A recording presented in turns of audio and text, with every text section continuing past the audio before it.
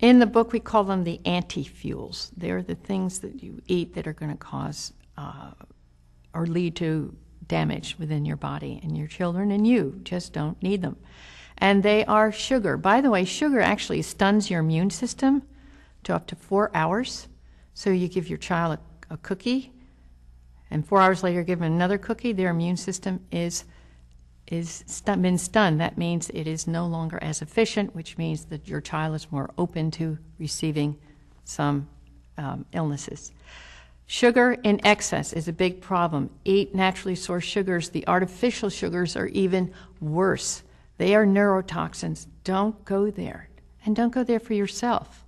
All these little packets of things you pour in your coffee and tea and the diet sodas, they're just worse than sugar. It's better to eat naturally sourced sugar such as sugar cane, but just don't eat so much of it.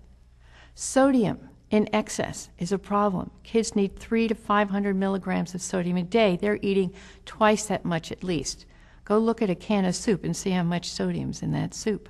And it's not a very big portion. Be careful with sodium. Make sure it's coming from a naturally sourced. There are 28 different kinds of sodium. They're all listed in the book. You want the real deal because your children are the real deal. The bad fats. You've heard a lot about trans fats. They're taking them out of the foods. Thank goodness for that. They are leading cause for heart problems and cancer and a lot of other destructive diseases. The hydrogenated fats, the partially hydrogenated fats, all bad. But don't be afraid of fats.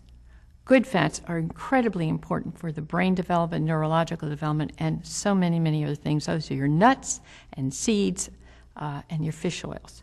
But back to the bad guys. So you want to stay away from the bad fats, which are the trans fats, the hydrogenated fats. They even have some, sort of fake fats like olein, which means it's going to go racing through your body, but that causes other problems. Stick with the real deal, the good sources of fats, and that'll be very good for you and your children. The toxins, the artificial dyes, the artificial flavors, the artificial bleaches, period. A lot of food is just plain bleached. You use bleach when you do your laundry, you put Clorox in your laundry, you think that's a really good thing for what goes on inside your body. I'm not saying it's Clorox per se, but it is a bleach. Not good. The pesticides and herbicides and fungicides and the sides. There's a long list of sides that are sprayed on your kids. The hormones that are injected in the animals that your kids are eating. The antibiotics that are injected in the animals the foods that your kids are eating. Those are all the no's.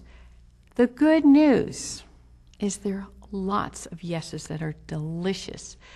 We have in the book the Better Choices grocery list. We are very product specific. We've evaluated the food for the nutritional content, the ingredients list, and then we have the kids taste test them to find out if they're good. Today, it is so much easier to eat the big yeses and enjoy it, and they're getting more affordable all the time. And I do want to speak to that quickly. The question is, but it costs so much. How do I feed my family? That's a valid question. We all have that question. It's not easy to feed your family the best all the time, but there is a balance in there. Remember, more good guys than bad guys, but I'm going to tell you now, pay now or pay later. We're seeing too much pay later now. Kids are sick and skyrocketing numbers with cancer, with diabetes, with heart disease. They're finding hardened arteries in teenagers in huge percentages. Do you want that for your child? I don't think so.